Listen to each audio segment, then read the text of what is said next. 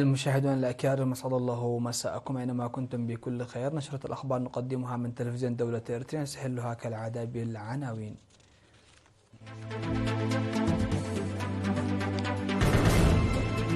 إحياء الأسبوع العالمي للسلامة المرورية. تنظيم عرض فني للأطفال في ساحة الفاتح في سبتمبر.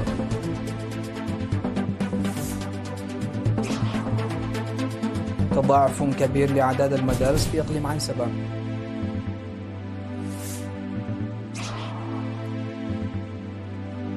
الرئيسان الإماراتي والأمريكي يبحثان العلاقات الاستراتيجية بين البلدين. أعضاء الناتو سيتفوقون على نسبة إنفاق اندفاعي جديد خلال العقد القادم. بدء اجتماعات وزراء تجارة أيبك بين كوريا الجنوبية وأمريكا. أهلا بكم. أحيت البلاد في 17 من مايو في أسمر الأسبوع العالمي للسلامة المرورية تحت شعار ضمان طريق المشاة والدراجات. وأوضح المدير العام بالنيابة لقسم الصحة العامة في وزارة الصحة الدكتور عند برهان تسفاسيون أن الأمم المتحدة قررت الاحتفال بالأسبوع العالمي للسلامة المرورية في الفترة من 12 إلى 18 من مايو بهدف ضمان استخدام الطرق الآمنة. وقال إن نحو 1.2 مليون شخص يموتون سنويا بسبب حوادث المرور في جميع أنحاء العالم، أكثر من النصف من المشاة وراكبي الدراجات الهوائية والنارية، مضيفا أن ما بين 20 و50 مليون شخص يعانون من إصابات جسدية ومستويات مختلفة من الإعاقة. وذكر مدير قسم السلامة والرقابة في وزارة النقل والاتصالات السيد بيانة سماريام أن الحملات السنوية وأنشطة الرقابة تجري بالتعاون مع شركاء لضمان السلامة على الطرق. وقدم إحصائية مفصلة عن الحوادث المرورية وأضرارها من عام 2022 وحتى 2024. وأشار النقيب برهان زكرياس من مكتب العلاقات العامة في شرطة إريتريا إلى مصرع 234 مواطن في عام 2024 وإصابة 614 بجروح خطيرة و2232 بجروح طفيفة في 3782 حادثا مروريا على مستوى البلاد، وإلحاق أضرار بقيمة أكثر من 37 مليون نقفة في الممتلكات. ومقارنة بعام 2023 فإن الحوادث زادت بنسبة أكثر من 7%، داعيا جميع الجهات المعنية عامة والأسر خاصة إلى عقد مناقشات حول سلامة المرور. وتم في الختام توزيع الجوائز على الفائزين في مسابقات المعلومات العامة التي نظمت بهذه المناسبة. نظم في ساحة الفاتح من سبتمبر يوم أمس 16 من مايو عرضا فنيا للأطفال بمناسبة الذكرى 34 للاستقلال. شاركت في العروض فرق فيورينا وهلو قلعو والفنان يوناس محرت أب مايناس. تضمن العرض الذي استمر لساعتين ونصف مسرحيات بمختلف اللغات الإرثرية وأغاني جديدة. وأوضح أولياء الأمور والرعاة بأن تنظيم مثل هذه العروض في الاحتفالات الوطنية يرسخ القيم الوطنية. حضر العرض الفني أكثر من 22 ألف طالب ومعلما من 37 مدرسة في الإقليم الأوسط. هذا وستنظم عروض مماثلة في ساحة الفاتح من سبتمبر وسينما أسمر أيام 17 و18 و19 من مايو.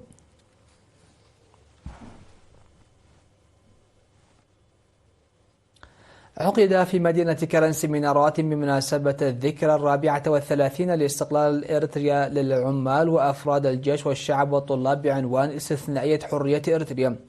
وأوضح مسؤول الشؤون الخارجية في الاتحاد الوطني للشباب والطلبة السيد دانيال إياسو في السيمينارات التي عقدت يومي 15 و16 من مايو استثنائية حرية إريتريا في الوطنية والمجتمع الوطني من جهة، والمؤامرات والعدائية الخارجية وتصدي الشعب الإريتري والحكومة الإريترية من جهة أخرى. وقال إن الاستقلال يعني الاعتماد على الذات جسديا وعاطفيا واجتماعيا وسياسيا واقتصاديا وفكريا، في حين أن الحرية تعني التحرر من القيود التي يفرضها الاستعمار الأجنبي، بالإضافة إلى الحقوق السيادية الحقيقية لبلد ذو جسم سياسي.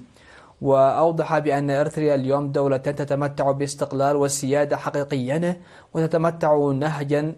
وتتبع نهجا سياسيا مستقلا بالاعتماد على نفسها وليس بالاتكالية، وتحمي كرامتها وكرامة شعبها وتدافع عن نفسها بكفاءة، وهي دولة لا تقهر يعيش شعبها في وئام ووحدة وتتمتع بالعدالة الاجتماعية. وأكد على ضرورة عمل جميع المواطنين عامة والشباب خاصة بشكل أكبر لضمان الرخاء والسلام الدائمين ليمتلكوا تاريخهم ومستقبلهم. من جانبهم دعا المشاركون إلى استمرارية مثل هذه السيمينارات لما لها من دور رائد في رفع مستوى المعرفة والوعي.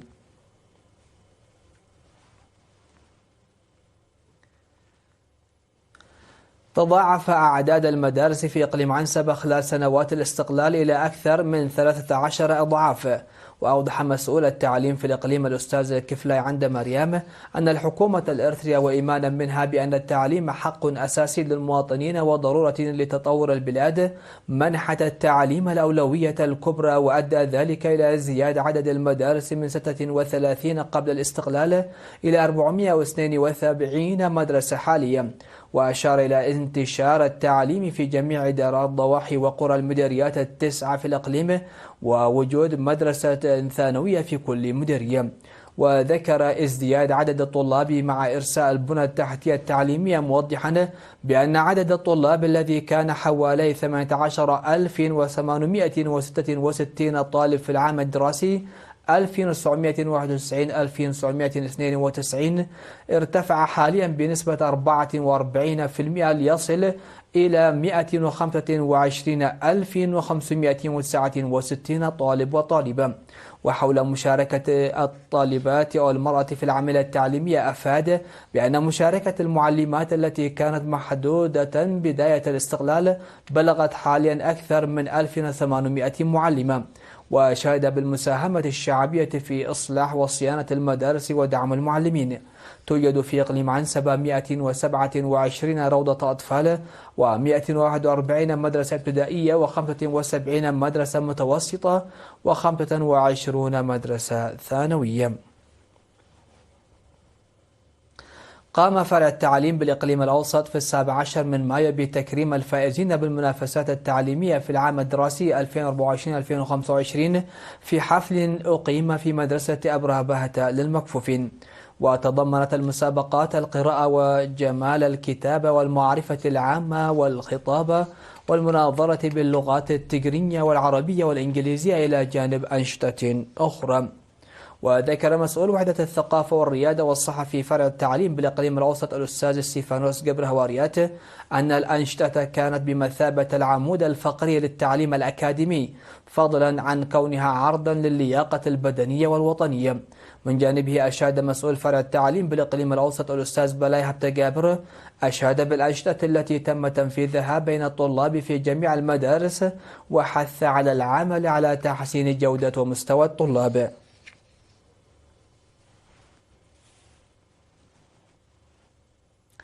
دعا مسؤول اتحاد الرياضات التراثية في إقليم عنسبة الأستاذ قاسم إبراهيم لمنح الاهتمام الكبير بسباق الهجن في البلاد، وهي الرياضة التي اتخذت تتطور على المستوى العالمي. وقال إن الإبل تنقسم إلى 3 فئات للعرض والجري والألبان واللحوم، وأن سباقات الهجن رياضية شعبية تشارك فيها جميع الفئات العمرية في جميع أنحاء البلاد في المناسبات الاجتماعية والأعياد الشعبية والوطنية، مناشدا العمل بقوة لنهضتها. وذكر وجود قدرات منافسة على مستوى البلاد في مديريات هبر وأسباط وحقات، ويوجد برنامج لتجهيز أماكن سباق هذا. ونما سباق هجن في مدينة كرن يوم 15 من مايو بمشاركة 8 إدارات ضواحي، وستنظم بباقات مماثلة في مديريات حقات وأسماط وهبر. استشهد في 15 من مايو المدير العام لمصنع زل الأدوية وشركة الأدوية والمعدات الطبية المناد المسكنة خلاب جراء مرض ألم به عن عمر ناهزت 79 عاما. التحق المناضل المسجنة بصفوف قوات التحرير الشعبية في شهر مارس عام 1974. خدم المناضل المسجنة شعبه ووطنه بتفان بالعمل في خدمات الصيدلة في مناطق خلفية التنظيم والأراضي المحررة والسودان، ومسؤولا لإنتاج الأدوية.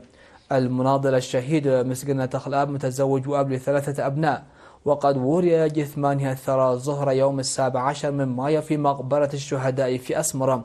وتعرب وزارة الصحة عن بالغ حزنها لاستشهاد المناضل مسجنة خلاب، وتقدم تعازيها لأسرته ورفاقه وزملاء العمل.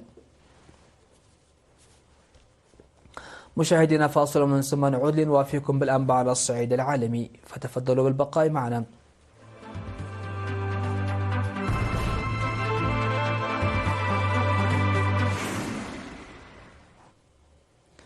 أهلا بكم. على الصعيد العالمي، بحث الرئيس الإماراتي محمد بن زايد آل نهيان والرئيس الأمريكي دونالد ترامب العلاقات الاستراتيجية والعمل على تعزيزها وتوسيع آفاقها في مختلف المجالات بما يحقق المصالح المشتركة.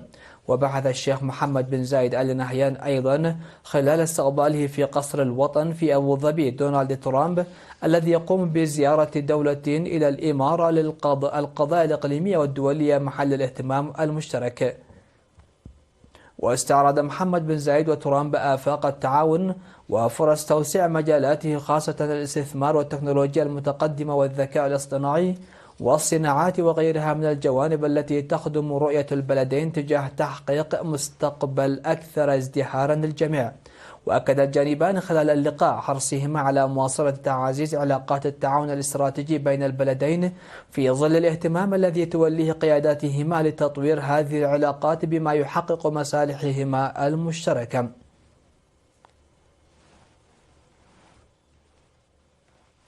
قال وزير الخارجية الأمريكي ماركو روبيو إن جميع أعضاء حلف الشمال الأطلسي الناتو سيتفقون على اعتماد هدف جديد للإنفاق الدفاعي يقضي برفعه إلى 5% من الناتج المحلي الإجمالي خلال السنوات العشر المقبلة.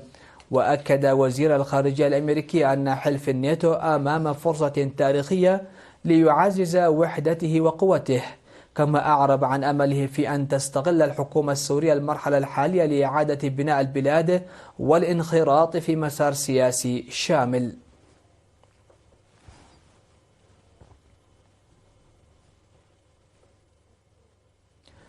بدأت اجتماعات وزراء التجارة في منتدى التعاون الاقتصادي لدول آسيا والمحيط الهادي أبيك بين وزير التجارة الكوري الجنوبي آن دوك جيون والممثل التجاري الأمريكي جيمينسون جيرير. ومن المتوقع أن يناقش الجانبان في الاجتماعات التي تستمر يومين تدابير متابعة المشاورات رفيعة المستوى التي عقدت الشهر الماضي في واشنطن. واتفق الجانبان في المحادثات التجارية التي بدأت أبريل الماضي، اتفقا على صياغة صفقة حزمة شاملة بشأن الرسوم الأمريكية الجديدة وقضايا التعاون الاقتصادي بحلول يوليو، عندما تنتهي فترة إيقاف تنفيذ الرسوم المتبادلة التي فرضها الرئيس الأمريكي دونالد ترامب لمدة 90 يوما للسماح بالمفاوضات. ويتطلع المراقبون إلى إمكانية عقد اجتماع بين الممثل التجاري الأمريكي والممثل التجاري الجديد للصين لي تشيانغ على هامش الاجتماع في جيجو. ويحضر الاجتماع وزراء التجارة من 21 اقتصادا عضوا في منتدى التعاون الاقتصادي لدول آسيا والمحيط الهادي، بما في ذلك الولايات المتحدة والصين وكبار المسؤولين في منظمة التجارة العالمية ومنظمة التعاون الاقتصادي والتنمية. أعلنت الشرطة الكندية أن الشخصين لقيا مصرعهما في حريق غابات كبير في وسط البلاد، حيث أجج الجفاف في بداية موسم الحرائق. وقالت متحدثة باسم الشرطة إن امرأة ورجلا حاصرهما الحريق أثناء وجودهما في منزلهما. وشهدت كندا في السنوات الأخيرة حرائق ضخمة، لكن غالبا ما تكون هذه الحرائق في مناطق نائية ونادرا ما تتسبب بسقوط ضحايا.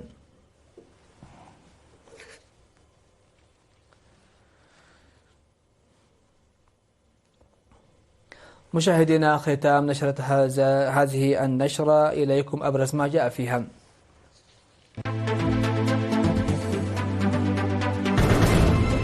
إحياء الأسبوع العالمي للسلامة المرورية.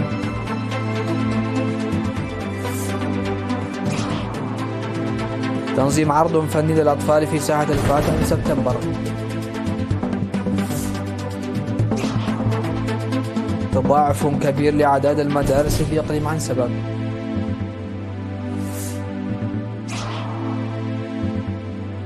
الرئيسان الإماراتي والأمريكي يبحثان العلاقات الاستراتيجية بين البلدين.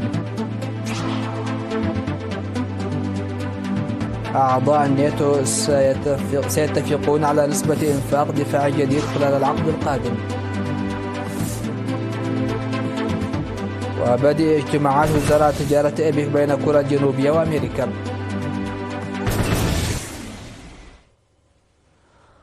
مشاهدينا، هكذا نكون قد وصلنا وإياكم إلى نهاية نشرة هذا المساء. هذه تحيات وتحيات الفريق العامل، والسلام عليكم ورحمة الله.